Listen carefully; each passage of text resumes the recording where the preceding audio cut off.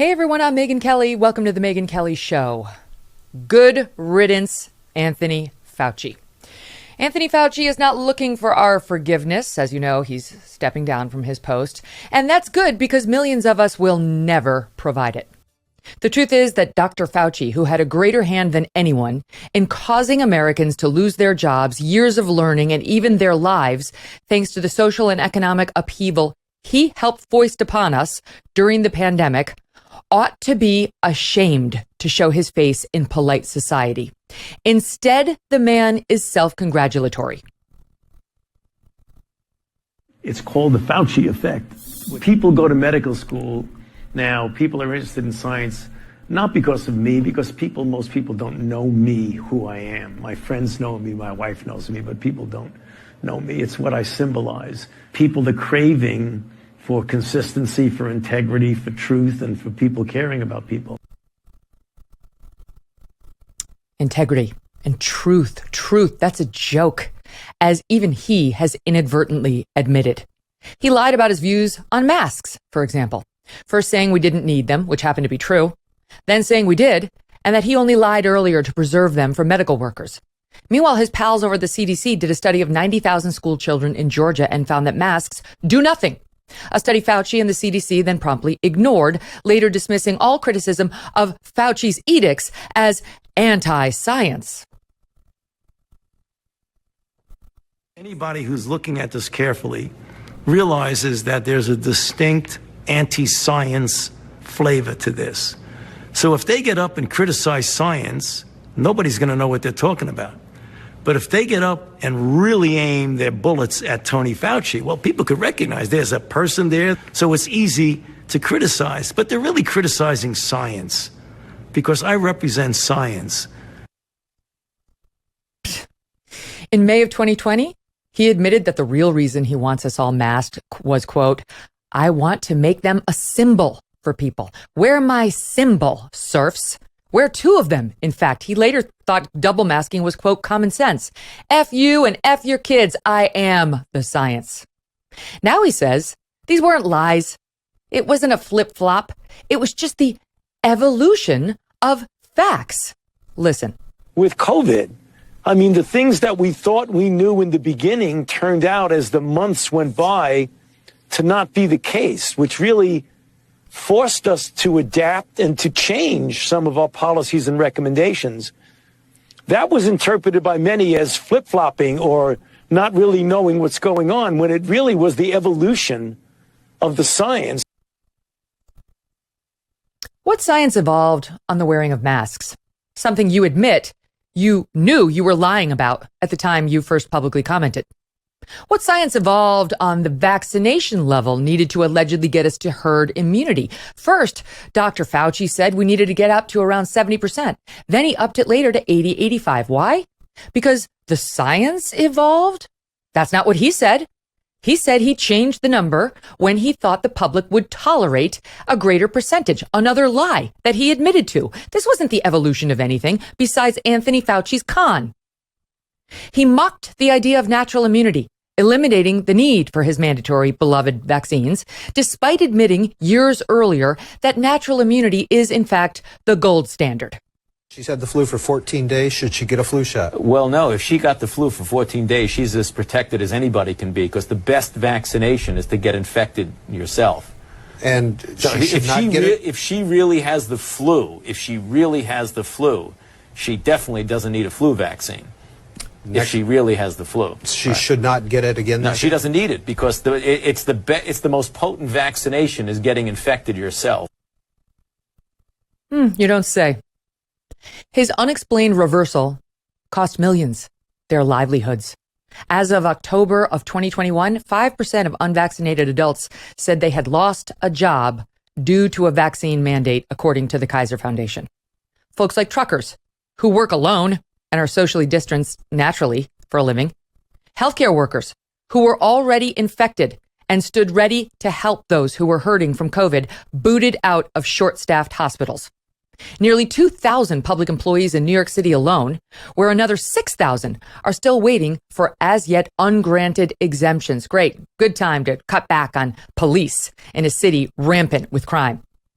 The military, roughly 40,000 unvaccinated National Guardsmen and 22,000 reserve soldiers cut off from their military benefits. Another 3,400 troops involuntarily separated from service for refusing to get the vaccine. Nearly 2,000 of those Marines. Okay, sure. What do we need Marines for anyway?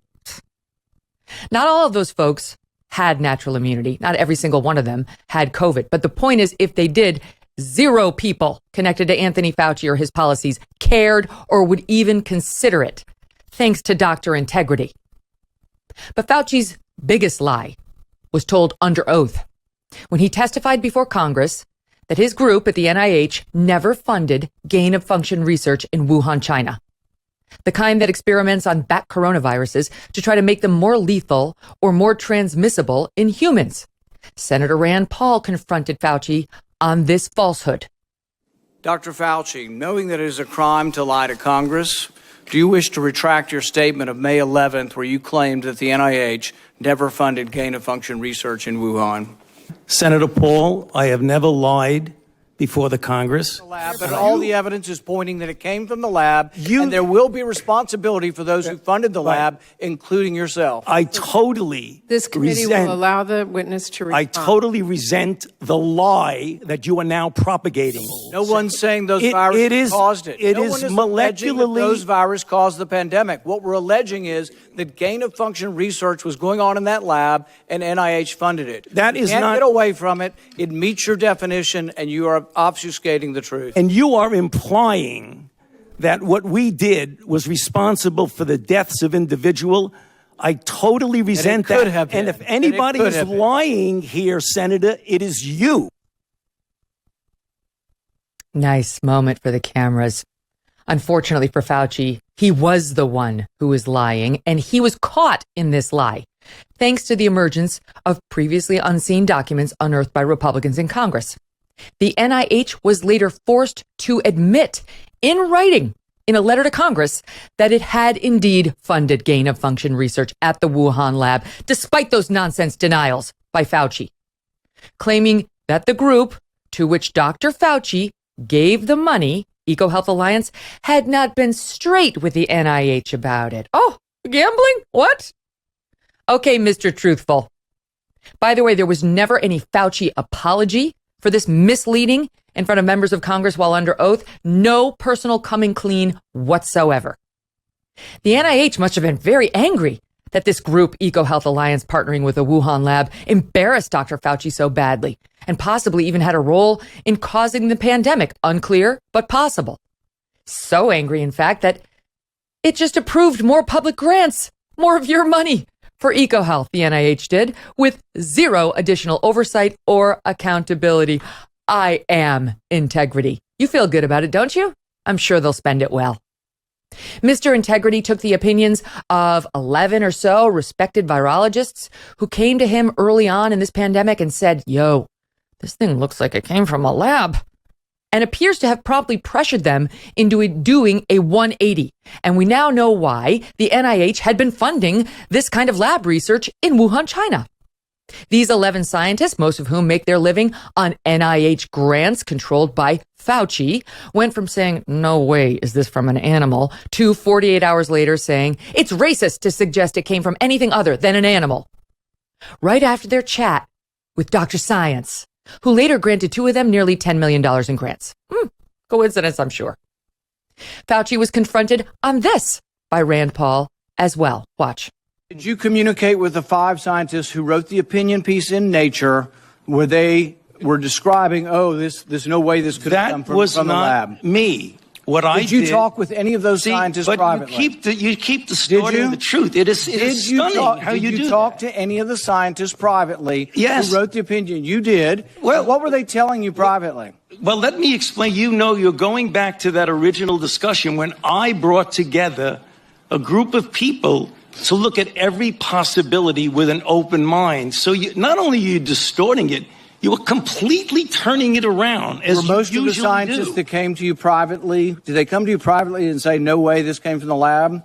Or was their initial impression, Dr. Gary and others that were involved, was their initial impression actually that it looked very suspicious for a virus that came from a lab? Senator, we are here at a committee to look at a virus now that has killed almost 900,000 people.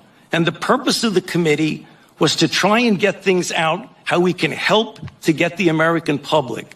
And you keep coming back to personal attacks on me that have absolutely no relevance to reality. How is it a personal attack to ask whether you did that with the virologists? Just go to playing the victim. That's his go-to. Such a chatty Cathy when trying to arm twist opinions on the origins of COVID. But Fauci's silence on other issues has been absolutely deafening. Like when millions broke his stay-at-home rules to jam the streets elbow to elbow for the BLM protests. Nary a word. He also said nothing when swarms of mourners broke quarantine to pay their respects to the late Ruth Bader Ginsburg or to celebrate Joe Biden's win. Those folks, you see, were doing good. Those who questioned Dr. Science and his approach to the pandemic, evil. Like the doctors who put together the Great Barrington Declaration. Doctors from Stanford, Harvard, Oxford. They challenged Fauci's lockdown push. They said an approach based on focused protection, in which we protect the most vulnerable, the elderly, the immunocompromised, makes sense, but we let others live their lives. That's what we need. And what did Fauci do? He conspired with his boss at the NIH to smear these good doctors. Fauci and the NIH's Dr. Collins actually agreed to ensure a, quote, devastating takedown of these doctors who, unlike Fauci, actually specialize in epidemiology and vaccines.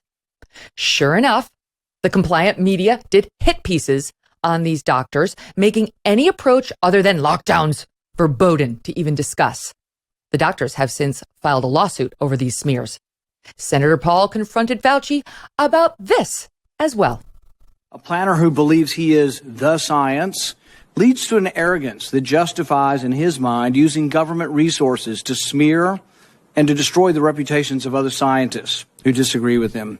In an email exchange with Dr. Collins, you conspire, and I quote here directly from the email, to create a quick and devastating published takedown of three prominent epidemiologists from Harvard, Oxford, and Stanford. Apparently, there's a lot of fringe epidemiologists at Harvard, Oxford, and Stanford. Do you really think it's appropriate to use your $420,000 salary to attack scientists that disagree with you? In usual fashion, Senator, you are distorting everything about me. Did you ever object to Dr. Collins' characterization of them as fringe? Did you write back to Dr. Collins and say, no, they're not fringe, they're esteemed scientists, and it would be beneath me I did not do that? You responded to him that you would do it. And you immediately got an article in Wired and you sent it back to him and said, hey, look, I've got him. I nailed him in Wired of all scientific publications. That's not what went on. There you go again. That you was just do the same thing every hearing. That was your response. And this wasn't the only time. So your desire to take down people. You're absolutely incorrect. As usual, Senator, you are incorrect. Almost everything you said. No. Fauci worked hand in hand with the White House to encourage censorship on the tech platforms, not just of the Great Barrington doctors, but of folks like the Disinformation Dozen, who raised questions about his precious vaccines, for example. That was just too toxic for tech. Censorship, strong-arming, self-aggrandizing, bullying, that is who Dr. Fauci is. And as I said at the beginning, he's not the least bit sorry. As John Tierney, a City Journal contributing editor, recently put it, lockdowns and mask mandates were the most radical experiment in the history of public health. But Anthony Fauci recently said there should have been much, much more stringent restrictions early in the pandemic. Fauci is indifferent to the harm that he helped cause. Listen to what he said yesterday, speaking to Neil Cavuto. In retrospect, Doctor, do you regret that it went too far? Whatever your original intentions were, and it's easy to be a Monday morning quarterback here, but that it went too far, that particularly for kids who couldn't go to school except remotely, that it's forever damaged them. Well, I don't think it's forever irreparably damaged anyone. Oh my God, really? Really? Emergency room visits fell precipitously. People weren't going, even though they were sick, because of him and his quarantine. Fatal heart attacks rose. Fewer people were screened for cancer. They were too afraid to go out, or the cancer screening was closed. Deaths of despair went through the roof by the tens of thousands. The levels of anxiety, depression, and suicidal thoughts skyrocketed, not to mention what happened to our children, about whom he clearly does not give a damn. The learning loss, especially among poor kids, does he care about them? The suicidality of isolated teenagers, many of whom unfortunately succeeded in taking their own lives. The lack of language development and social skills in kids forced to mask for the better part of 2 years, all because they wore his symbol. Fatal car accidents went up thanks to substance abuse spikes. Tierney goes on in his reporting, quote, nearly 40% of workers in low-income households lost their jobs during the spring, triple the rate in high-income households like Fauci's. Thanks to you, by the way, you're paying his salary. Minority-owned small businesses suffered more too. During the spring, when it was estimated that 22% of all small businesses closed, 32% of Hispanic owners, 41% of Black owners shut down. Does Fauci care? The United States, Tierney goes on, will experience more than 1 million excess deaths during the next 2 decades as a result of the massive unemployment shock last year, citing a team of researchers from Johns Hopkins and Duke. No irreparable harm was done. Really, Dr. Truth? All this as a Johns Hopkins University meta-analysis of global studies found that lockdown and mask restrictions backed by that guy have had, quote, little to no effect on COVID-19 mortality. But he's not sorry. He's not sorry. No irreparable damage was done. And now he's looking forward to his next chapter. As of a year ago, he hoped that next chapter would include billions in funding so he could work on new vaccines. We should pray this guy never gets near another grant or health group again in his life. He has destroyed the trust in public health. His decisions have hurt countless numbers of people. He did it all while posing on magazine covers and celebrating himself and his outsized ego, while our kids were muzzled and missed years of school, as we all missed funerals and weddings and the chance to say goodbye to loved ones on their deathbeds. And we did indeed suffer irreparable harm, sir, whether you care to admit it or not. Good riddance, Dr. Fauci. You are not truth, and you will not be missed. As everyone starts to go back to school over the next few weeks, do good by helping feed children who are facing hunger and food insecurity. Our partner, Good Ranchers, is on a mission to donate 100,000 high-quality meals to young children who often go unfed or who are malnourished from poor access to nutritious food. You can join this campaign by ordering a box of 100% American meat from Good Ranchers. Every order contributes meals to the cause and makes a huge difference in the lives of these children. Good Ranchers is an award-winning food delivery service that brings 100% American meat and seafood right to your door. They source the best of American farms so that you can get the highest quality food possible and trust what you are feeding your family every time. Go to goodranchers.com/Megyn, M-E-G-Y-N, to join the movement today. You'll get $30 off your order, free shipping, and donate food to children in need. Giving back never felt or tasted so good. Let's help them hit and pass their goal of 100,000 meals donated. Go to goodranchers.com/Megyn or just use that code MEGYN on checkout. Change the future one meal at a time with Good Ranchers. goodranchers.com/Megyn. Joining me now, Bethany Mandel. She's editor of the children's book series Heroes of Liberty and a contributing writer at Deseret News. And Karol Markowicz, who's a columnist for the New York Post. Both, like me, have been fired up about Fauci for years, in particular because of our children. Bethany, Karol, welcome back to the show. Hey, Megyn. Thanks, Megyn. Do I have anything wrong? Where did I go wrong? Yeah, I think you hit most of it, if not all of it. I think the only thing I would maybe add to that is that he was also extremely politicized and basically an operator of the Biden administration. He actually pushed for schools to stay closed if the Biden administration, like boondoggle spending bill, didn't get through, because he said it just wouldn't be safe without that funding. And now, of course, that funding goes unspent because there's only so much money you can spend on masks and filtration systems that really don't do anything anyway. Mm-hmm. Yeah. Well, what about that, Bethany? Michael Brendan Doherty of National Review had a great line about Fauci not long ago. He wrote, "He launders politics through science." I love that. He is. He's a politics launderer through science. Yeah. He has destroyed so much faith in public health. It will take a generation to re-earn it. And this is what happens when you watch your public health authorities brazenly playing politics and wanting more to get an invite to the Met Gala than to actually do their jobs. You know, for the first several decades of his career, we had no idea who Anthony Fauci was, and we were all better for it. And when he suddenly had the opportunity to be in the spotlight, he basked in his 15 minutes for over 15 months. And we are never going to see in our lifetimes a life that we can trust public health authorities in the CDC and the NIH ever again. And that's going to have ramifications that are both completely foreseeable and terrifyingly unforeseeable in the next few decades. The thing is, Karol, it's like he can sweepingly say no irreparable damage, but we lived it. Right. I mean, I'll just spend a minute on the moms, because I really think the moms are the reason that the Democrats finally fell on the absurd mask mandates in the school, and in some cases the vax mandates in school, though ours still has one, vax mandates right now at our schools.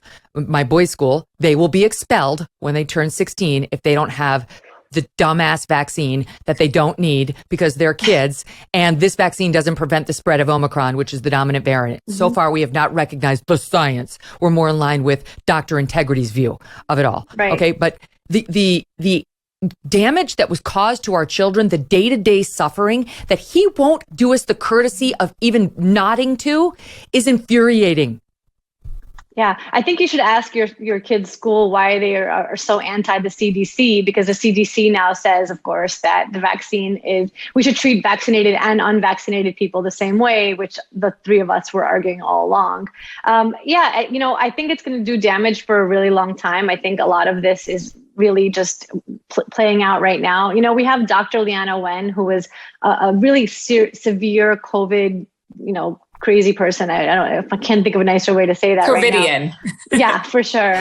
But she would go on CNN and she would say really insane things like we should, have vaccine passports for domestic travel. And now she's sort of reversed herself a little bit, and she's gotten mellower, and she's getting a ton of hate from the left. But yesterday, she posted that her child has speech delay issues due to masking. That. And which is, listen, we all knew that people were going to come around to that point of view because we know how children operate. We knew what was going to happen.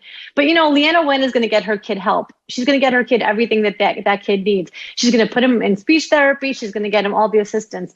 I think about all the kids who listened to Leana Wen the whole time that she was super for masking and are not going to get that help. And, I think about all the people that I grew up with in Brooklyn and who just don't have those kinds of resources and don't have enough information to get their kids' speech pathology help when, this masking did so much damage to them. And I really hope that she understands that it was her who did this. It was her who forced this onto kids. And I wish all of them would face it and apologize. I'm glad she's coming around a little bit, but there's a long way to go.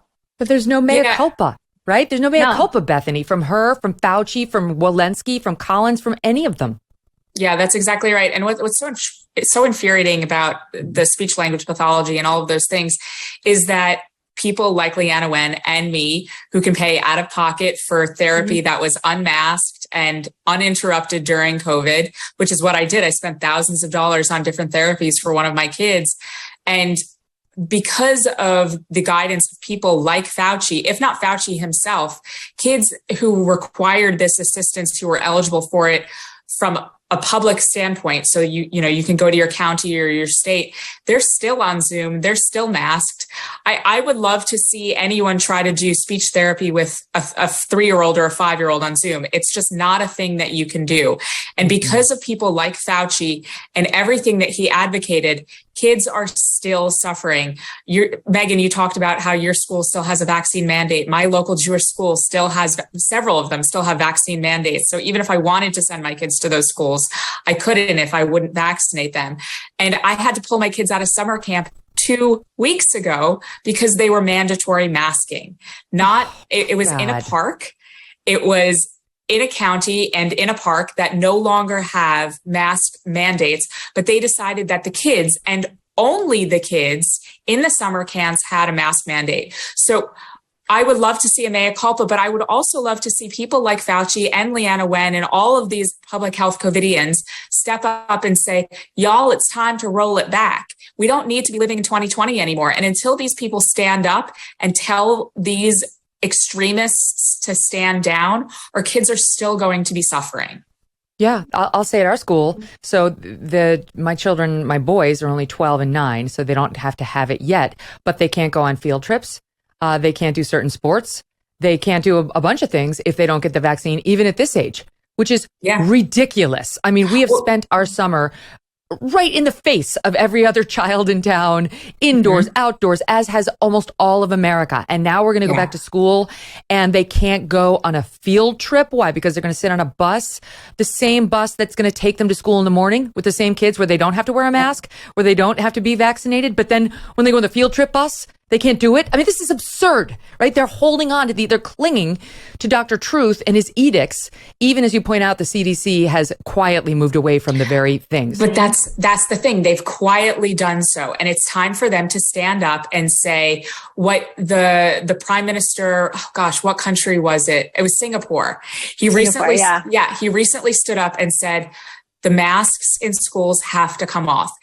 We cannot keep on telling people, well, it's optional, it's recommended, yada, yada. We have to be really honest about the costs of masking and the fact that it's time for this stuff to stop, or they're never going to stop. The vaccine mandates are never going to go away. The on and off masking in blue areas of this country are never going to go away. And I know that you have listeners who live in normal America, like where Carol lives in Florida. Right. Where she lives now. Right.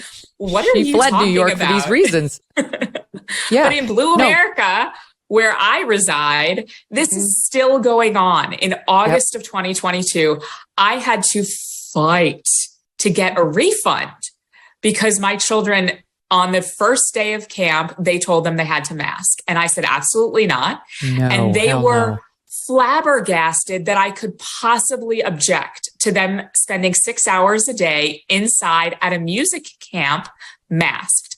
And they said, well, the consolation is we're not requiring the vaccine. And I said, well, of course you're not. But that's not a consolation to these people because they're lunatics. And they are the ones who have the "Thank you, Anthony Fauci" lawn signs on their front lawn. I swear to you people, I live in Montgomery County, Maryland, where this man resides. They exist. I see them on my way to Trader Joe's. Oh my God. The biggest one is posted right outside of his own house. Probably. Carol, with a picture of his Vanity Fair cover on it too. Right, exactly. Or the one where he's like a poolside. Was that the whatever that one that was in style? Vanity Fair. Absurd. But it's not about me. I don't like to brag. This reminds me, my friend, she's one of those people, she campaigned for Joe Biden. She has been so exasperated by what's happened to her children in the New York City schools, public schools, which were locked for almost 2 years. And the restrictions were absolutely unbearable, that she's now a registered Republican. I mean, she went from campaigning. Now she's a registered Republican. I mean, talk about being red-pilled. She's not the only one I know like this. And she forwarded me this video that was absolutely heartbreaking. It's on YouTube right now. It's publicly posted. Robert Livingston is the child. He is a child who was living in Harlem with his mom.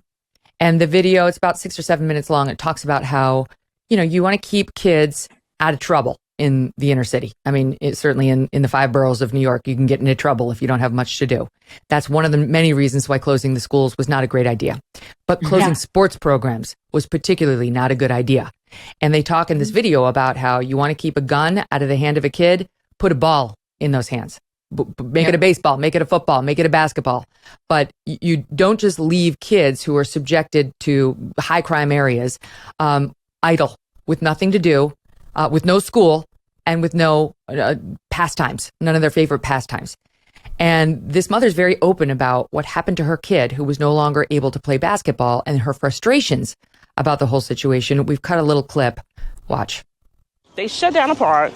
They closed the parks for the kids to play, and then they took the rims off. Yeah, they took the rims the hoops off the backboard, which was crazy. 7th grade happened. Same thing. He was going in, but it wasn't consistent, and there was no sports at all. So when the 8th grade came, everything opened back up. Mom, I'm getting on this team. I want to play. I'm going to fight for this. I'm going to do this. So come September, he was on it. I locked in. I was so locked on into this one thing. I didn't care. My focus was just in basketball. I don't care how cold it was. I just played. Even when I used to sneak up on him, he's on the courts playing basketball. Tryouts came. I'm excited, like, yes, son, yes. I'm rooting for him. It was me and my other 2 friends, and we all made it, and we were so happy. It was like, bro, it's like the first time. It was so cool. But meanwhile, we're listening to the news, and they telling us there may be some mandates. Like, 1,000 feet tall, and then this vaccine was bringing him all the way down. And I really didn't want to go back to school. Even now, like, listening to him is like making me tear up, because I could kind of go back into that moment where I saw my son like happy. Mom, I got on the team. Mom, I did this. Mom, I'm going to the. He was so excited. I did drills. I was going here. I was going there. I was on the courts. I was like the excitement. I just shut down. Like my whole body just shut down. I didn't know what to do. He couldn't play because there was a vaccine mandate to play the sports, and they wouldn't let him on after 2 years of benching him, of not letting him practice, of removing the rims from the basketball courts in the public arena. Finally, he tries out, he makes it, getting himself back in shape, getting himself back up to snuff. And they say, not unless you stick yourself with this mandatory vaccine, which will do nothing for this kid. Yep. It will do nothing for him. And they moved to West Virginia.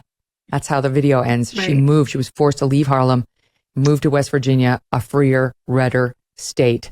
But this is not the choice that parents should have to make. Or can make necessarily. Yeah, right.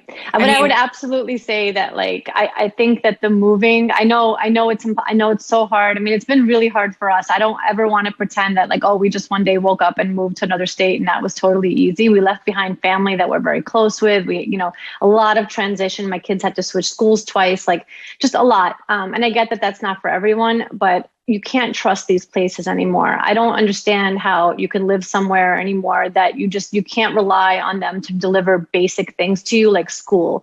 Yeah. And so that lack of trust for me, I wake up happy every day in Florida. I really highly recommend it to you both, especially. You with open arms, but it really is such a different perspective on, I'm not worried about a random masking thing or a random, a vaccine mandate at some after school, whatever. It just is not part of my calculation anymore at all. And it's so freeing and so wonderful. And I do continue to fight for it in places that have it, but it just, if you can make a move to somewhere freer and saner while your kids are young, I recommend it highly. Mm. Yeah. It's so hard. I will tell you, we obviously moved out of New York City, and we looked at other possibilities very hard. Everybody's moving to Nashville, everybody's looking to move to Florida. But for me, it wasn't going to work because my mom, Doug's mom, they're both older. Yeah. They need us. They're in the Northeast. All of my family, all of his family, all of our friends, they're all here. We don't, it's not worth it. It's like, I'd rather fight. Right. And we did get out of the most extreme setting, which was New York City, and move to a place that's a little bit more fair and balanced. But it's not going to be like Florida. So for us, this was a compromise that made the most sense. But I don't know. Sometimes I think, Carol, and I hear these stories that maybe there's a reason. Maybe there's a reason. Our schools are not nuts on the social engineering stuff. That was one of the things that we were fleeing in New York. But they are pretty nuts on the COVID stuff. So maybe I'm there, to give voice to the other parents who are afraid to say things. Maybe I'm there to fight the fight that needs fighting. That's right. Yeah, you are. And see where it goes.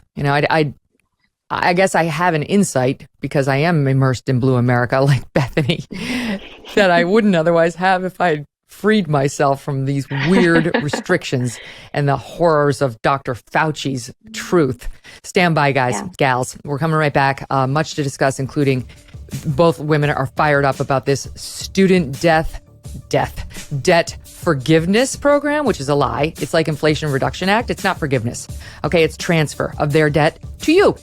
Stand by for much, much more with Bethany and Karol.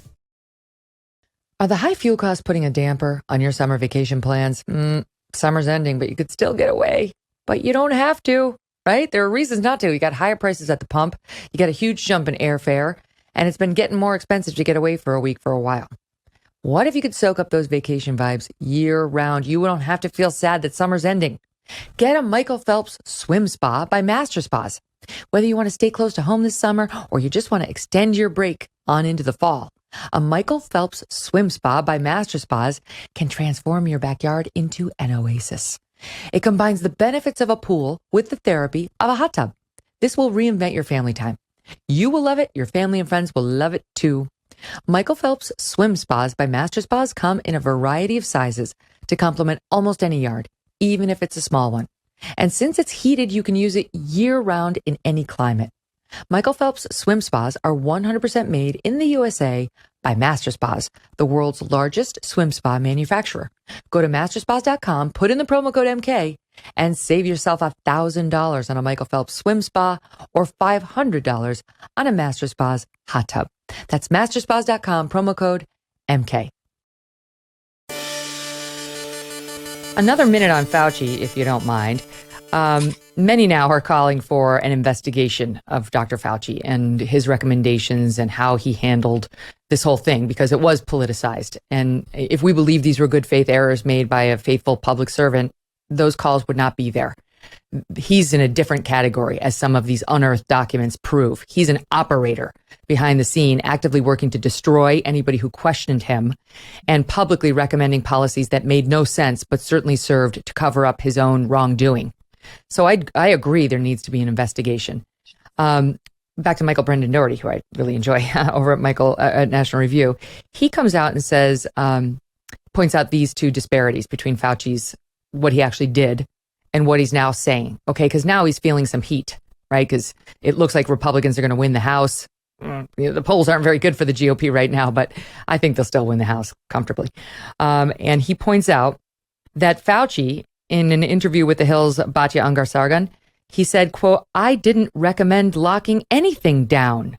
I have always felt, and go back and look at my statements, that we need to do everything we can to keep the schools open and safe." Okay, so he denies being pro-lockdown and he denies being pro-school closure.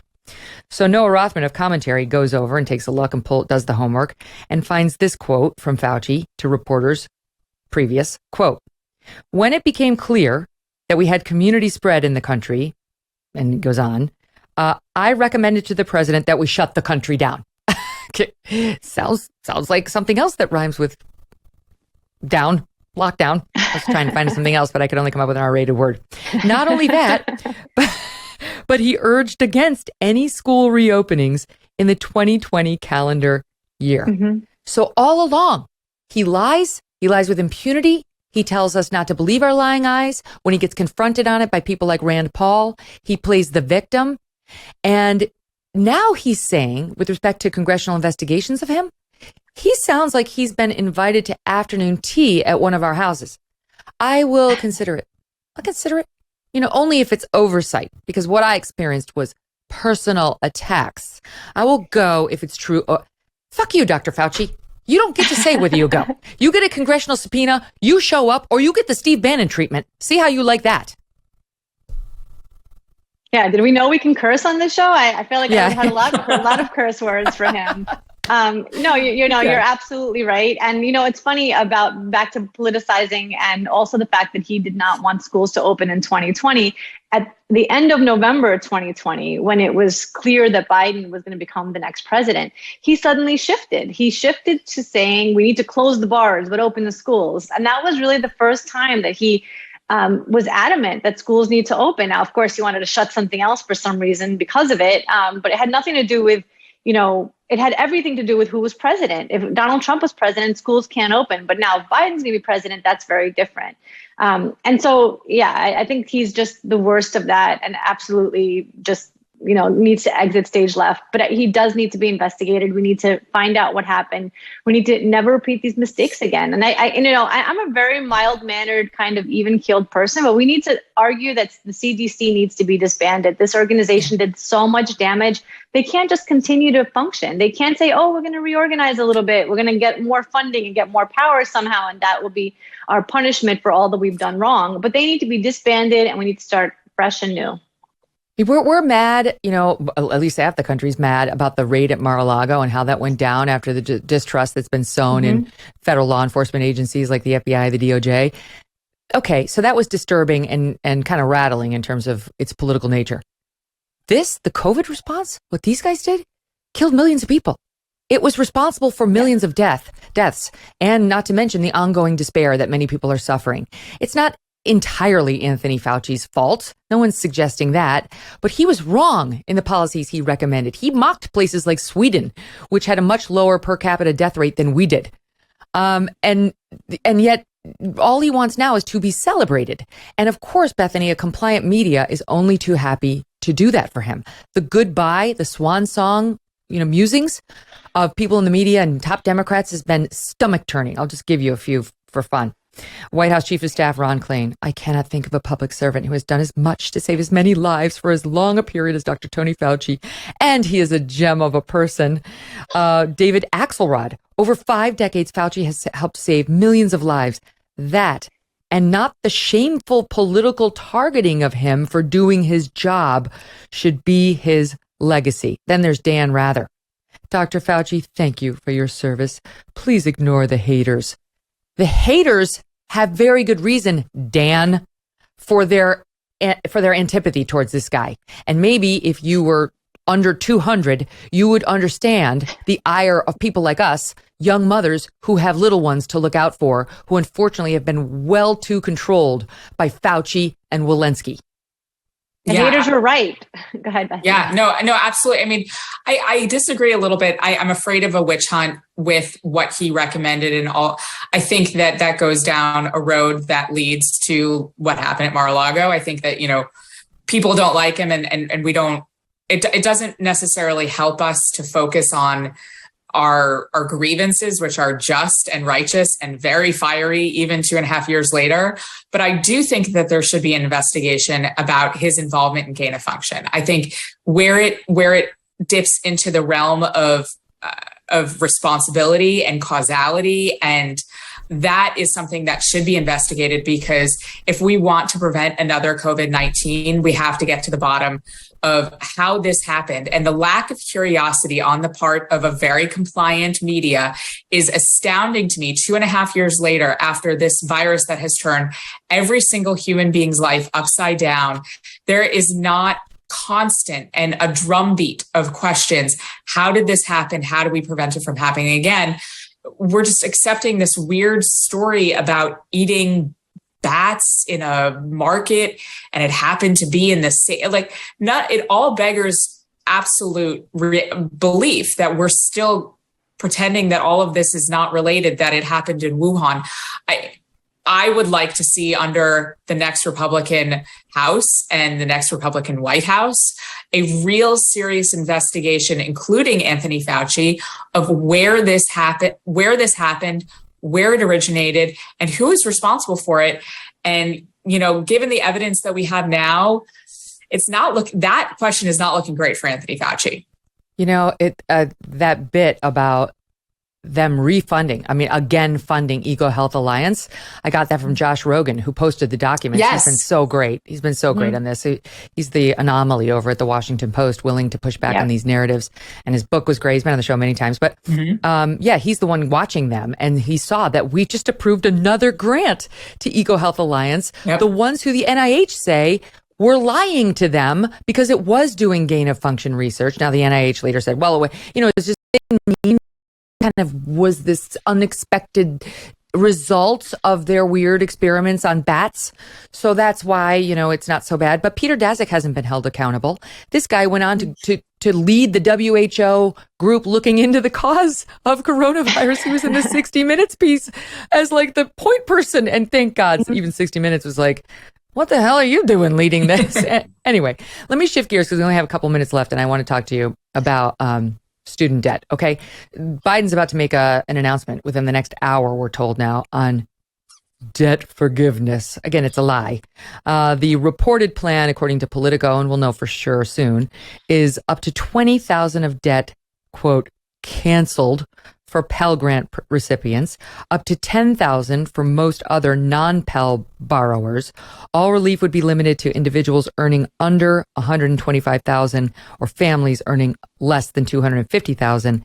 And the repayment of your loans pause is going to be extended through the end of this year.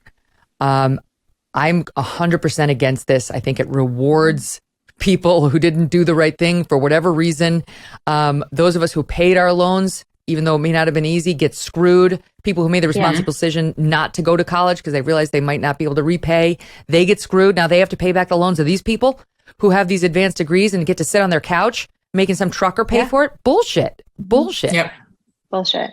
Yeah. So what really pisses me off here, and I hope the Republicans take the opportunity and do what the Democrats do by renaming this bill. It's a wealth transfer bill. Like, when the education bills passed in Florida, Democrats just called it the Don't Say Gay bill, and that became the name. I think Republicans need to do a similar thing. I don't want to hear a single one of them refer to this bill by its actual name. This is a wealth transfer bill. But what really makes me angry about it is that it will not fix any of the underlying problems of the student loan process. And in a couple of years, we're going to be right back to this very same place where the loan numbers are going to be astronomical. These people are really underwater on their loans because these degrees are not worth anything. And so we keep coming back to this point. We do it with housing and now we're doing it with college degrees.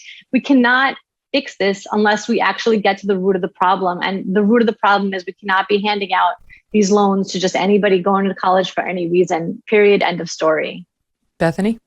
Yeah. And it's, for Republicans, it's a gift because there's so many people like me who sacrificed an ideal college experience for a college experience that would incur as little debt as possible. I worked over 40 hours a week at 2 different jobs to get myself through college.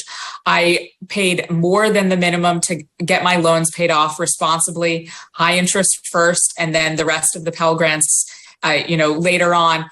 It's a slap in the face to me, and it's a slap in the face to most Americans. Only 37% of Americans have 4-year degrees. Only 13% of Americans have graduate degrees, and over half of the student loan debt is held by people with graduate degrees.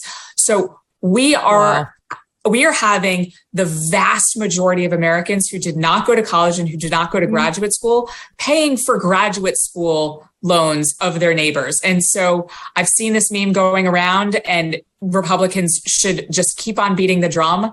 Your plumber is paying for your lawyer's law school debt.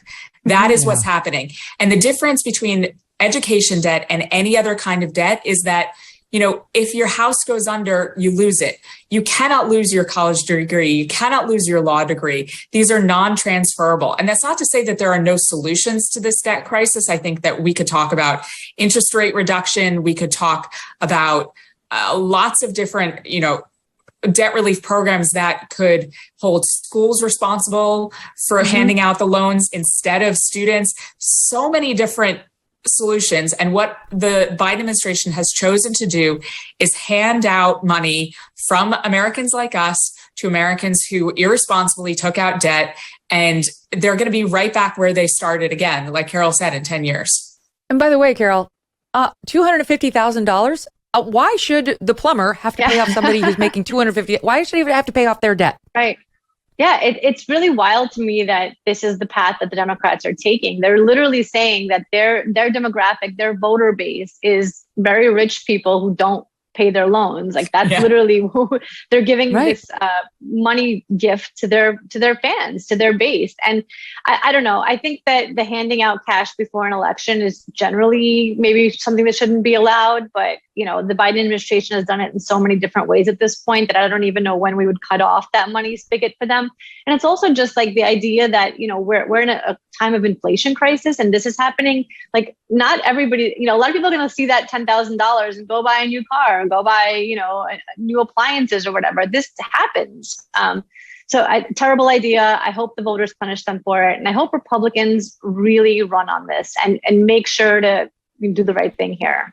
And of course, what's going to happen is all these colleges are going to raise their tuitions by $10,000. Of course. I mean, it's like you can take it to the bank. That's how it works. Bethany and Karol, always a pleasure, ladies. Thanks for coming on. Thank you, Megyn. Thank you. And remember, folks, you can find the Megyn Kelly Show live on SiriusXM Triumph Channel 111 every weekday at noon East, and the full video show and clips by subscribing to our YouTube channel. That's youtube.com/Megyn Kelly. We're almost at 500,000, which is great because we were at 100,000 this time last year. And we had great growth this year thanks to all of you. So help us get on over the hump, if you would. Go there now and subscribe if you haven't already. Do you ever wonder if your vitamins are working? Clinical studies show that Healthy Cell's new ingestible gel technology called microgel delivers maximum nutrient absorption, 165% more than tablets. It tastes great too. It's hard to make vitamin liquids or gels taste good naturally, but Healthy Cell products are the best tasting pill-free supplements on the market. Go pill-free and get up to 15 pills worth of nutrients in one ultra absorption gel pack, saving you money and time and giving you effective doses in the process. Take a single great tasting gel pack at home or on the go, and it's super great for travel, so you'd love that. And you can mix it into drinks or blend it into smoothies, what have you.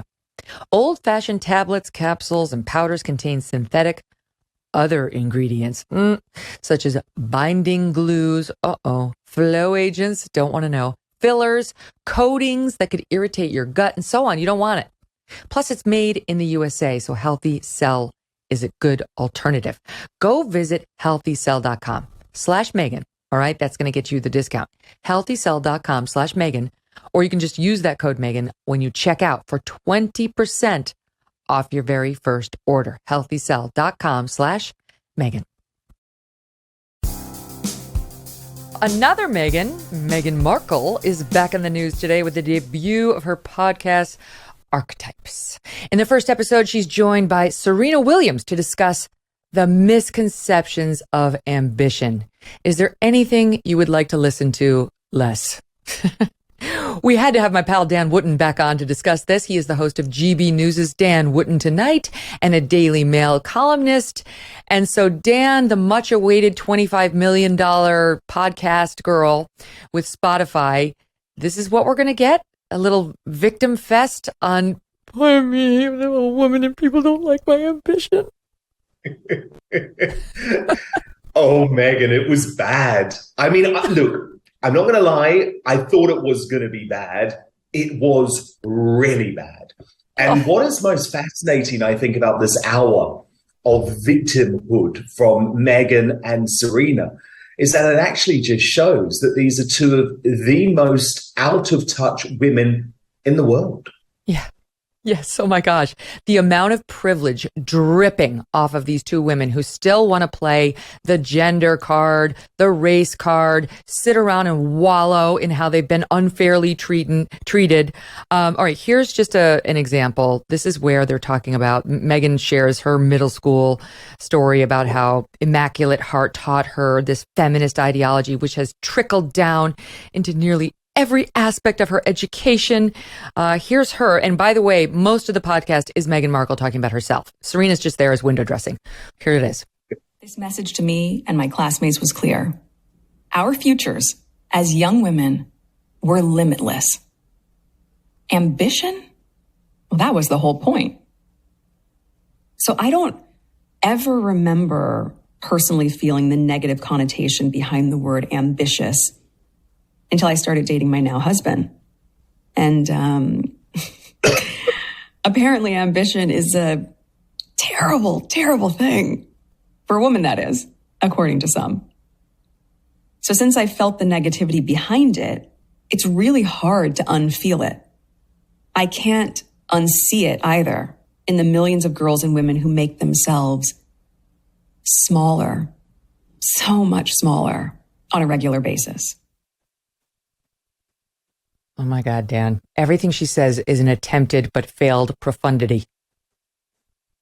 I know. I just feel like I'm sitting in a Southern California coffee shop with two rich wives moaning about how terrible their lives are while about to walk back to their £20 million mansions. Of course, that is what we're dealing with when it comes to Serena and Meghan. But you are right. Meghan is that friend who always wants to steal the thunder. You know, you have that sort of conversation. You're saying, oh, my goodness, you're not going to believe what happened to me today, wanting to have a little bit of empathy, a little bit of sympathy. And Meghan Markle says, oh, my goodness, it happened to me, but it was much worse. And I dealt with it much better, Serena. There were literally moments, Meghan, when Serena manages to utter about 5 words out of her mouth before Meghan steps in. And she also has this very bizarre thing, given she is a princess, and you would imagine most of the world knows by now that she's pretty damn famous, just to prove to everyone how good friends she is with Serena Williams. This is my dear friend.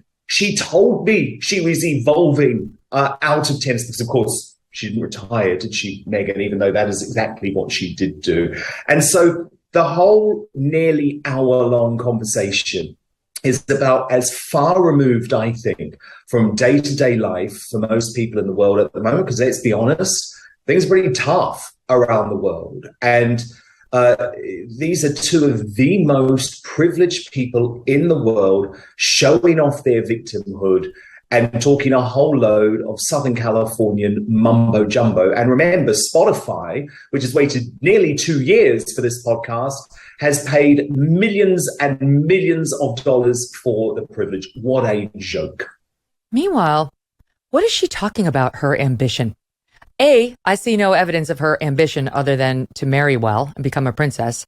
B, I think she's misunderstanding our true sentiments, our recoiling in response to her wokeness while she sits in a palace for something else, for some sort of feminist complaint, right? It's like the only ambition I've seen from Meghan Markle is to marry a prince, which hashtag nailed it. Okay, you got it, girl.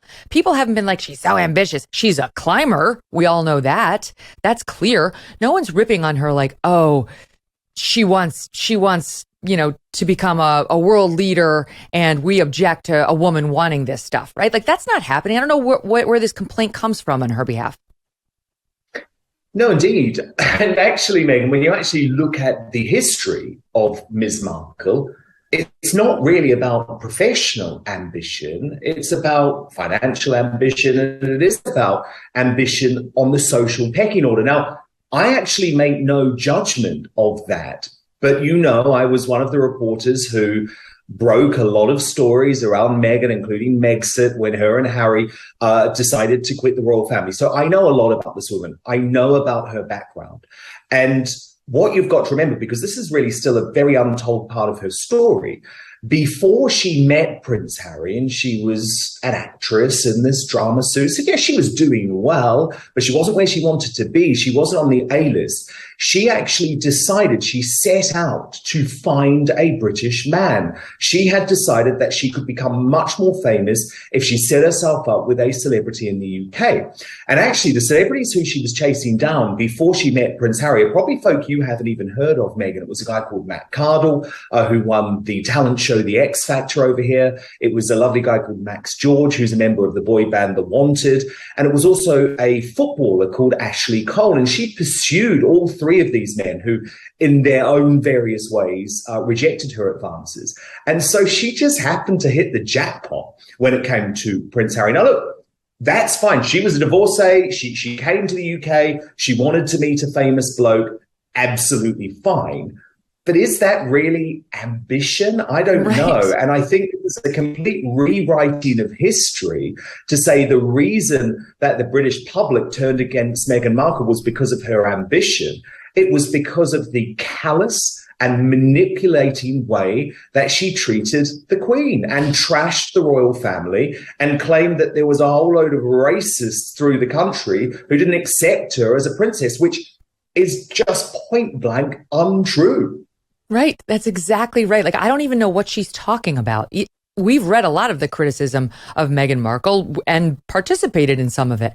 It's never been about her ambition. Yes, it's absurd if she thinks she's going to be president of the United States, but I'm not criticizing her ambition if in my belief that that's not going to happen. I'm criticizing her lack of experience and intelligence.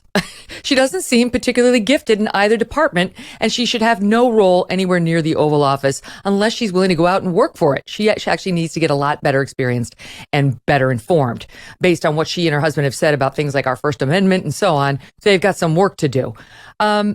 So she, as you point out, the two, incredibly privileged women decided to take this opportunity, which they knew everybody would be listening to complain about their lives and how hard they've had it and, how bad it's been for Serena on the court. I mean, good God, could there have been any more Serena Williams covers on every magazine, not to mention Meghan Markle? Like, could you please? So here they are talking about the U.S. Open and Serena talking about her bad experiences in New York. The U.S. Open is in New York City in reference to the U.S. Open. And they discuss her 2004 U.S. Open quarterfinals match. Listen. At the Open, it's been hard. And I know a lot of people have seen it and it's just, what is it? But hold on a second. I don't know. Unless you want, can I jump in there? Because there's certain things that I know you won't want to say about your experience, but I lived through a lot of that with you. Yeah, but there's some experience I didn't deserve at all. Oh my gosh, of course. You were treated completely unfairly. It just wasn't one thing. I'm telling you, the reason that I have trauma from it is because it's been 5 things or more. I know. The first being the reason Hawkeye became a thing was because they were calling my balls out and they weren't even close to the line. Okay. So what is Serena Williams worth? $1 billion? She made $45 million in 2021 alone. Okay. So she's probably worth $1 billion, her endorsements and so on. And she's upset because they called some balls out when they weren't, which, by the way, she complained about at the time and they later apologized. What this has to do with her gender, I don't know. This happens to every professional tennis player. Bad calls are made in sports all the time. What is the evidence that had to do with the fact that she was a woman? Right. But for her to sit here, she has trauma because of her experience in U.S. tennis. She's literally one of the most famous women and richest women in the world because of her experience there. How on earth do we get to the point where this princess and this princess of tennis are sitting there asking us to feel sorry for them?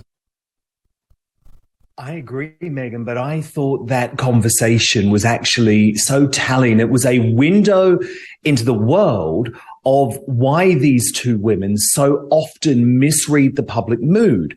Because what are they doing there? They are embracing each other's victimhood. It is the commoditization of victimhood. It is the commercialization of victimhood.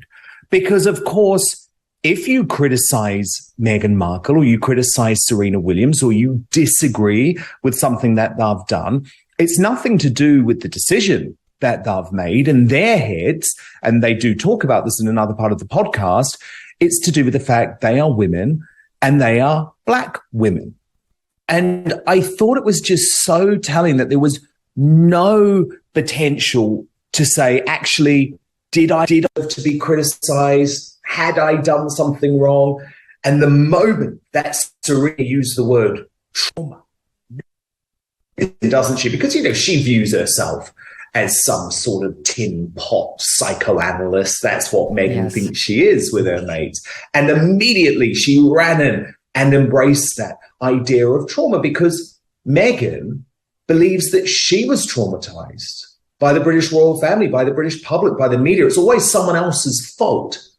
And again, I would just say it shows that they have no idea about how tough life actually is outside of their privileged bubble in Montecito.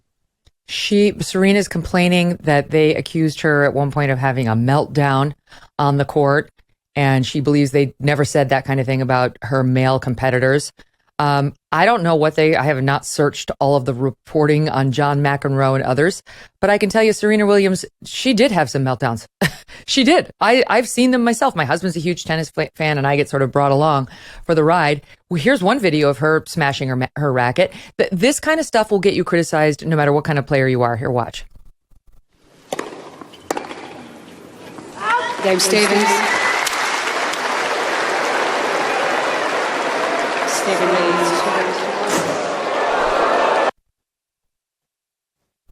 So there she is. There she is, smashing, and then throwing. And Dan, I'm sorry, but who could forget the time she reamed out that line judge, the little female line judge, got in her face, screamed at her, and the little lady ran down. She ran down to the guy who sits in the middle of the court to sort of report to him. He seemed to be the boss, and then ran back and forth. We have that queued up too. Next shot's not going to show us. Serena's serving. I think she gets called a foot fault. Match point. That is extraordinary. And Serena Williams is on match point. She's yelling. Well, she'll have to be careful. Yelling at the line judge. She's already had a warning for racket abuse. Here we go. And this the little judge runs. Trouble.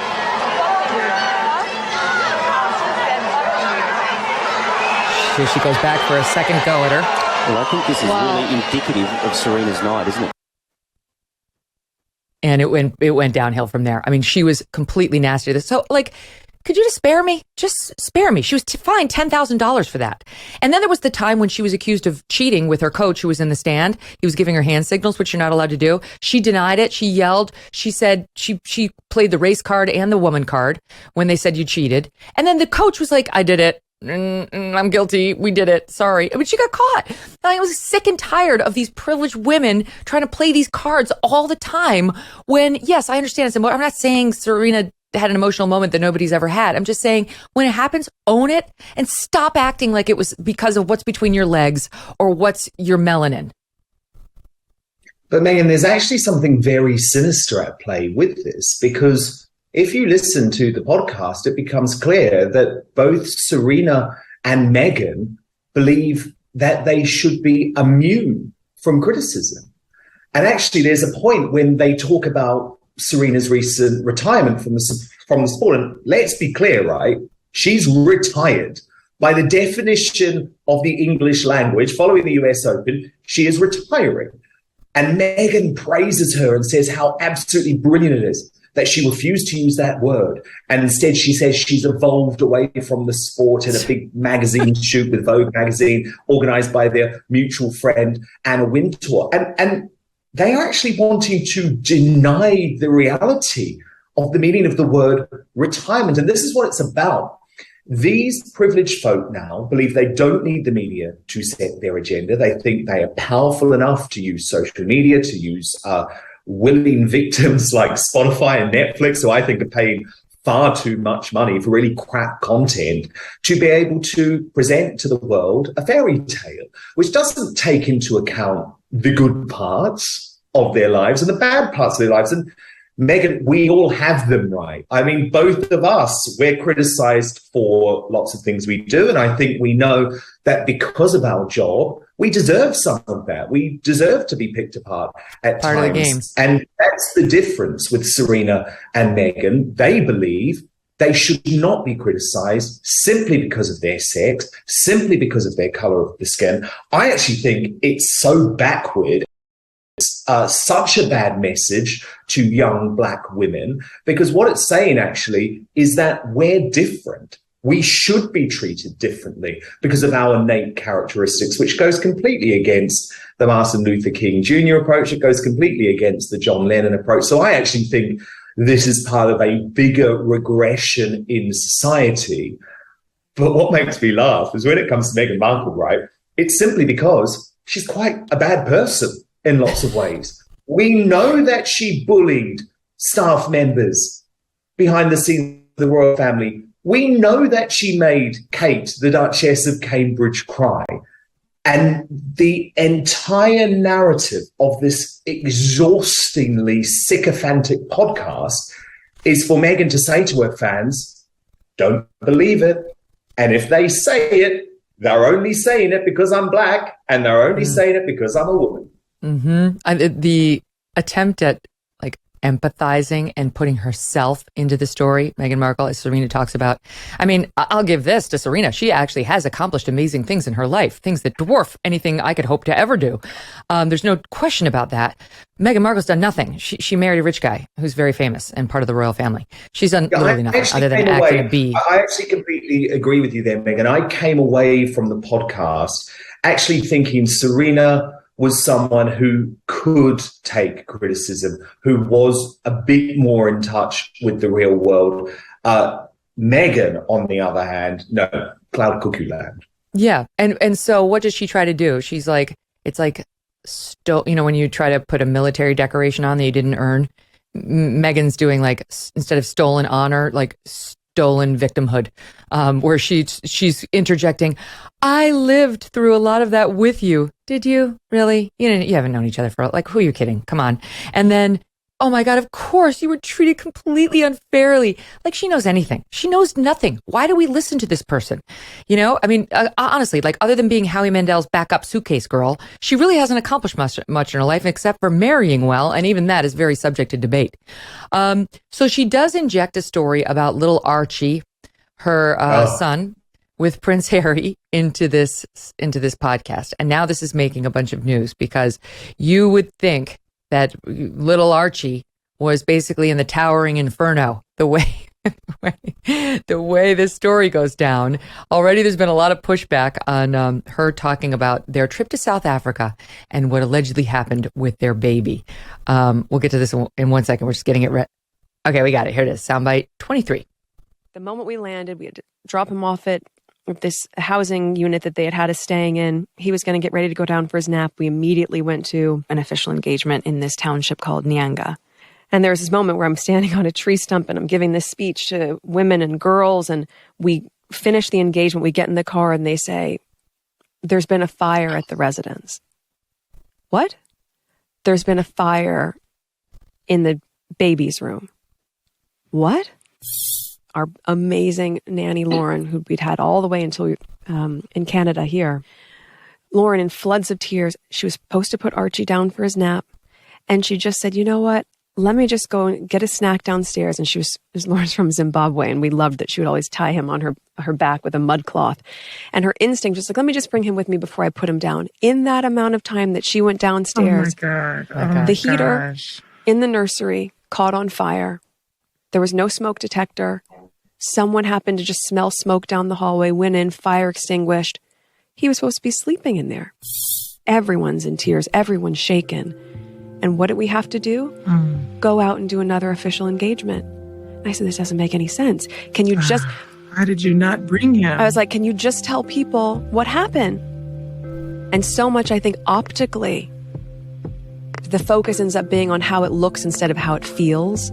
And part of the humanizing and the breaking through of these labels and these archetypes and these boxes that we're put into is having some understanding on the human moments behind the scenes that people might not have any awareness of, and to give each other a break. God. Because we did. We had to leave our baby. Oh my God, Dan, I can't. The child wasn't even in the room. He wasn't even in the room. What's happening? I mean, this actually made me so angry on so many levels, Meghan, because firstly, the idea that Markle and Harry are innocent victims who are going to be pushed around and do anything they don't want to do is baloney, complete baloney. I knew all of the people who were working for Harry and Meghan at that point. And believe me, if Harry and Meghan didn't want to do something, they didn't do it. There were so many ways you can get around a situation like that. Meghan could have come down with a stomach bug and would have been allowed to stay at home. So this idea that the evil royal family forced her to go and do something she didn't want to do in a time of trauma, quote unquote trauma, rubbish. But let's get to the actual nub of the argument, right? Maybe little Archie had a near miss, but he wasn't in that room. The nanny was with him at all times. So even if a fire had broken out in that room, the nanny would have immediately removed him from the room. The reality is, Archie was not at serious risk. None of the journalists who were on the tour heard a thing about an apparent fire where Harry and Meghan were staying. And again, there are hundreds of journalists on that tour. It's all very curious, especially given we know Markle's track record in terms of telling little porcupines in interviews. But all of that aside, Meghan, again, to me, this is about the delusion of Ms. Markle, the idea that she should have a God-given right not to go to work after something terrible nearly happens. Well, that's not a right that you have if you work at a supermarket checkout, if you're a receptionist at a doctor's, if you're a brain surgeon. It doesn't matter what you do. You have a responsibility to wider society to get out there and work whenever you possibly can. But this idea that Meghan thinks she shouldn't have had to do that and let lots of people down in South Africa, who, by the way, the people who she was seeing on that tour were in the most appalling conditions. I mean, in the most terrible poverty. Just shows you what Meghan is in this for. She's not in it for anyone else. She is in it for herself. She only ever thinks about herself. And we know that, given we've seen the way she treats her blood relatives. I love how she thinks if she just exposes herself to us, we're going to change our opinion about her. The problem is we haven't had the behind the scenes talks the way that she's delivering here. And that's why we don't love her. No, that's not it. We've seen enough to have made our judgment. And we don't really care that your perfectly healthy baby, who was never in any trouble, had something that may or may not have happened, because as you point out, that would have been a huge scoop for one of these reporters to find out that the baby Archie was nearly, in a fire. Okay.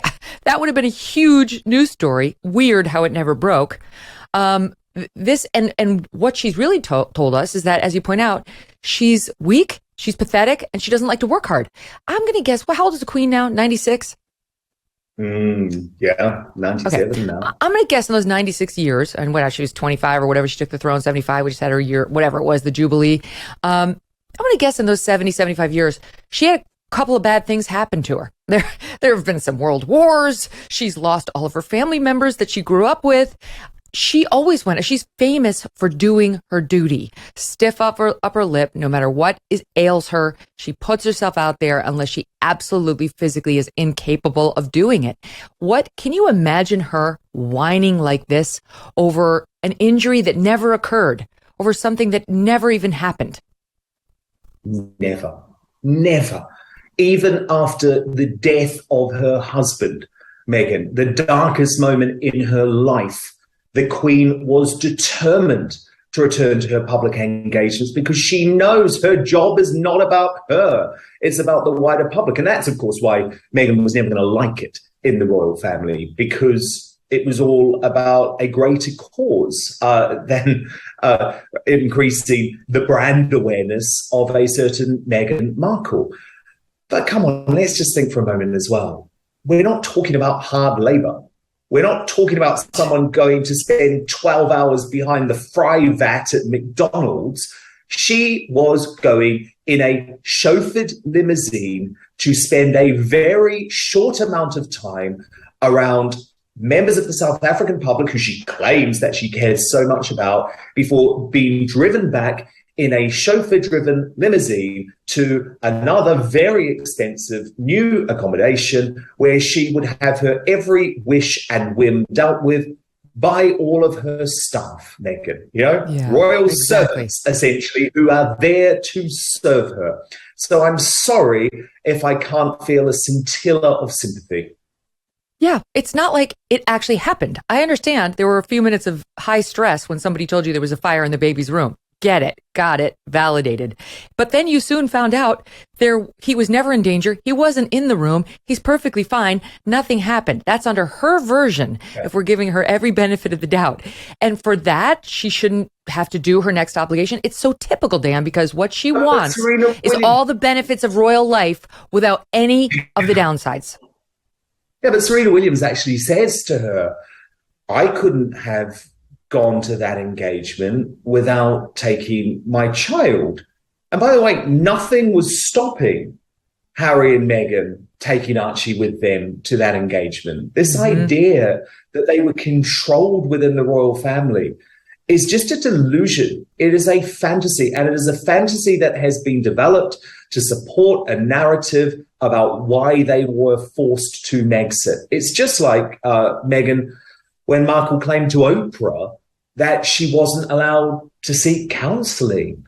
That's not true. The staff working for Meghan within the royal family bent over backwards to make her happy. Unfortunately, they soon realized nothing was going to make her happy. She didn't want it to work. As Harry's now realizing, I'm sure, too. All right, Dan's got a new column up right now at the Daily Mail talking about how William, the heir, is doing something very, very different than Prince Charles did with him. This as we come upon the anniversary. What is it? The 25th is it the 25th anniversary of Diana's death? 25th. Unbelievable. And that's one of those things you can remember where you were when it happened. We'll pick it up there with Dan Wootton right after this quick break. All right, Dan. So the Prince William and his wife, Princess Kate, are making a decision on how to raise their children and where to live. That caught a lot of people by surprise. What are they doing, and why does it matter? Well, I think it matters because it's the 25th anniversary of Princess Diana's death next week. And both Prince Harry and Prince William, in their own ways, and yes, they are very contrasting ways, are determined to honor their mother's legacy when it comes to the raising of their children. And of course, Prince William has a future king to raise. And what he's decided to do is move the family out of London. They're going to live for the first time without any staff, without a nanny. Sure, it's a mansion. I mean, the royals like to call these mansions cottages, but it's a 4-bedroom cottage just down the road from the Queen within the grounds of Windsor Castle. But what it allows Prince William to do is take the children to school and pick the children up from school. And again, some people would say that's pretty normal. Some dads can do it, some can't, depending on what work they do. But with Prince William, there is a much deeper reason behind it, which I've been investigating for the Mail online, dailymail.com, with lots of friends of William. And what he's very clear about is, for him, this is an overarching mission to be a better dad than his own father, Prince Charles. This is awkward, Meghan. I mean, Charles is the next in line to the throne. He's going to be king. And Prince William has a relatively good relationship with him these days. But, and it is a big but, he isn't happy with the way that Prince Charles prioritized his duty over fatherhood in the years after Princess Diana's death. He feels like Prince Charles was an absent dad. He wasn't there for the big moments in his life. He wasn't there to pick him up from school.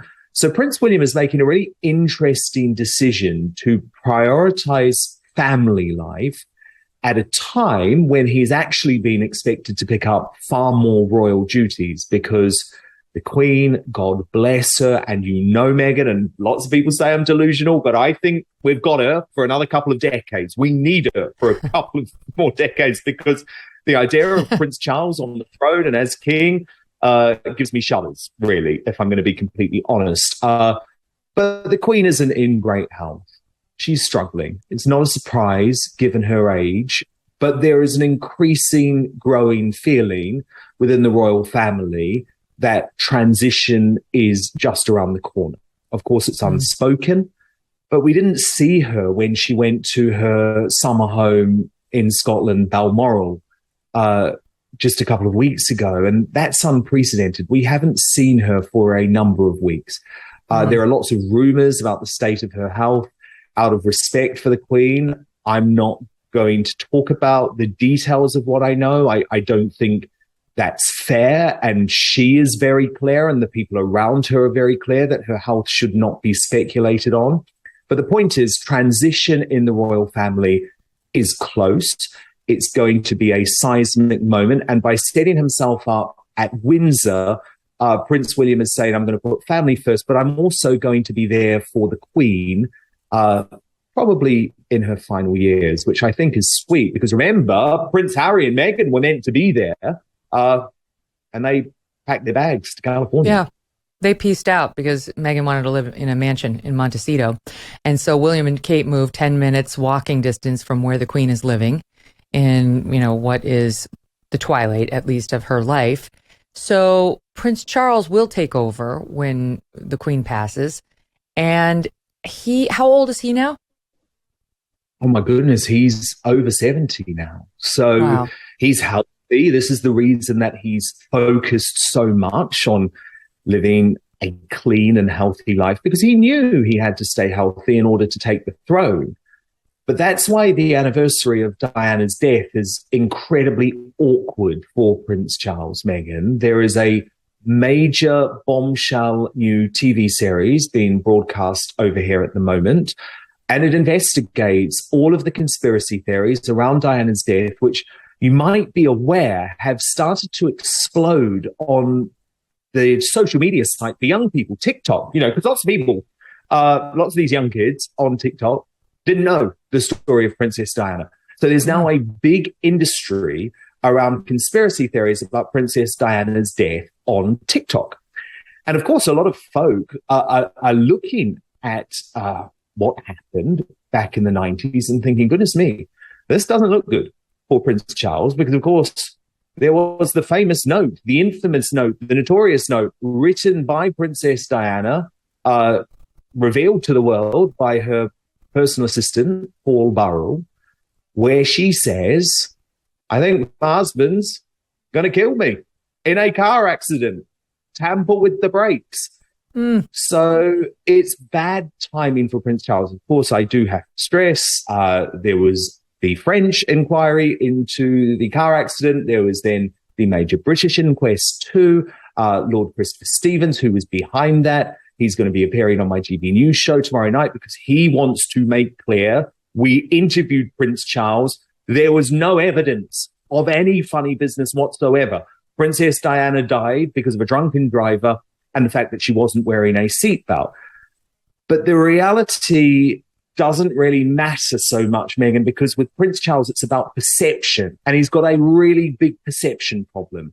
A lot of young people only know him from the way that he's portrayed on the Netflix TV series, The Crown, where he looks like a philandering, nasty guy who treated 19-year-old virgin Princess Diana like a piece of dirt on his shoe while he pursued a relationship with a woman who he really loved, Camilla Parker Bowles, now his wife. Now you've got all of these TikTok videos going viral suggesting that maybe he had something to do with Princess Diana's death. This is not a good time, put it this way, for the anniversary of Diana's death. And then you've got the big spectre hanging over Prince Charles of what is Harry going to reveal in his autobiography.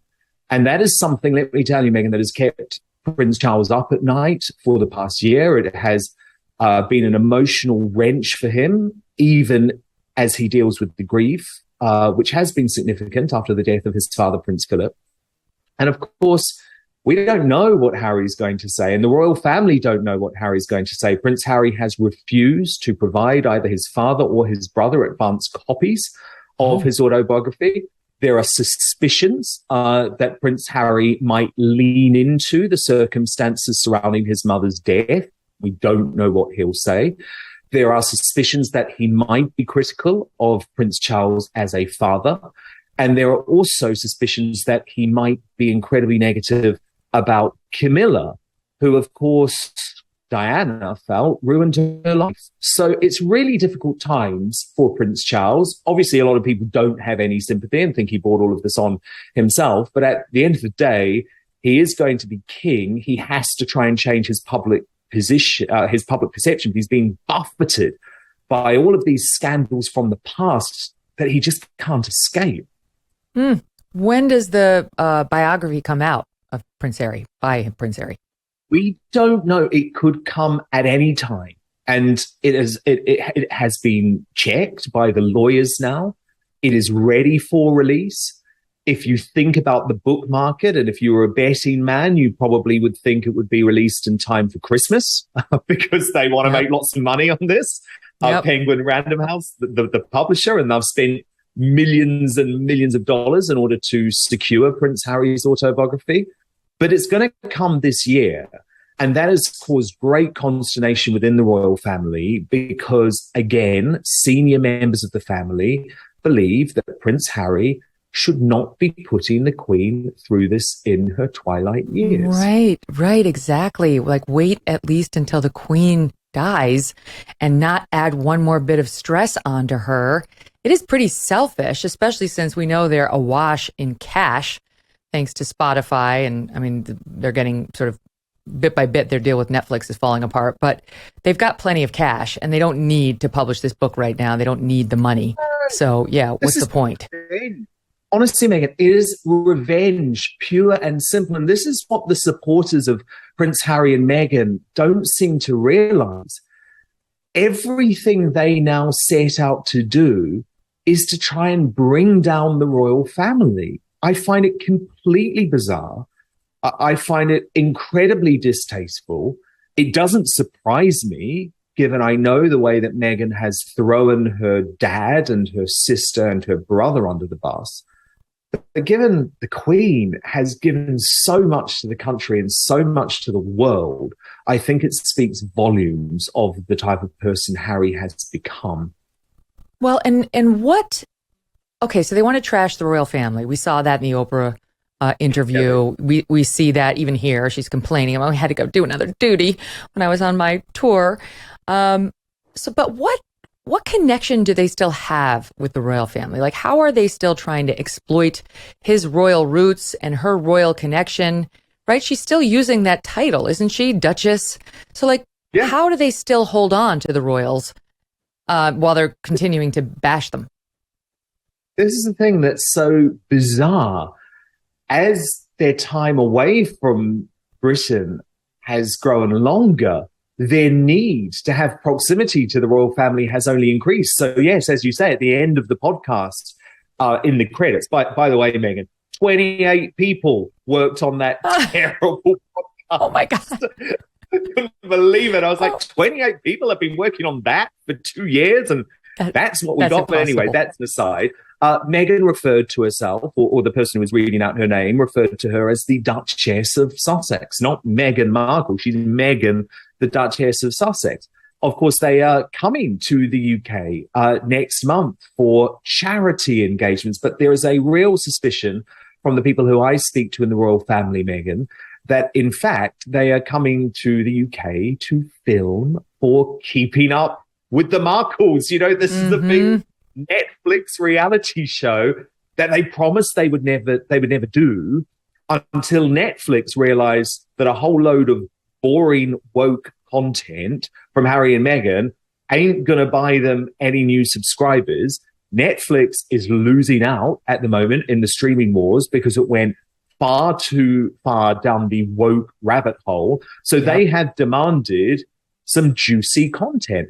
And how do Harry and Meghan get juicy content? Nothing's going on at their Montecito mansion where Serena Williams comes around and they moan about how bad their lives are. So that's why Harry and Meghan have to keep making these trips to the UK where they don't want to be. So there is a real dichotomy going on here. It's difficult, but mark my words, Harry and Meghan are like the kamikaze royals.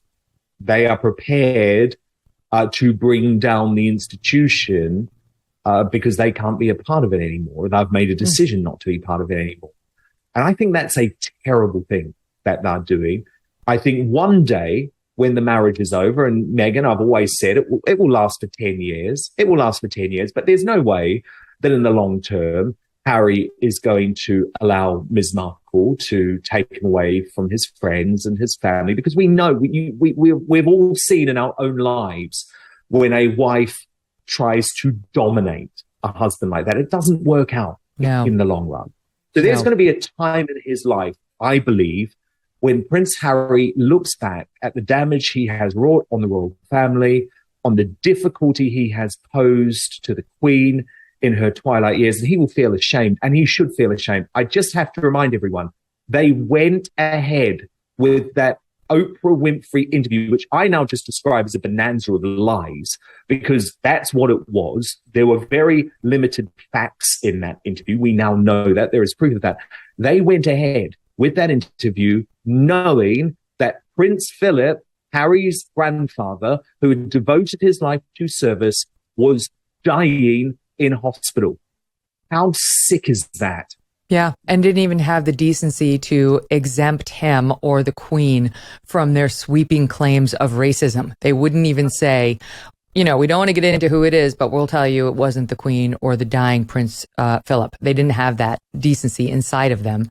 And meanwhile, as you talk about this, like the kamikaze thing, it makes me think, my team pulled this. It was from the teaser for her podcast. And it just underscores how wrong she is about what her PR problems are. Listen to this tease. People should expect the real me in this, and probably the me that they've never gotten to know. Certainly not in the past few years, where everything is through the lens of the media, as opposed to, hey, it's me. I'm just excited to be myself and talk and be unfiltered, and yeah, it's fun. Oh my God. It's as if we have no cognizance, no memory whatsoever of what she's actually done and said and how she's behaved to date. Exactly. We have made our decisions on Meghan based on her behavior. No one felt like this, Meghan, when she married into the royal family. No one. I remember back to that day, the entire country stopped. I mean, actually, Meghan, I was with you the day before. Remember on the roof of that hotel? That's right. In Windsor. And you know what it was like. The spirit Beloved. in Britain was absolutely one of celebration. Everyone thought this was great, that the royal family was modifying, thought it was really exciting that there was going to be a mixed race princess.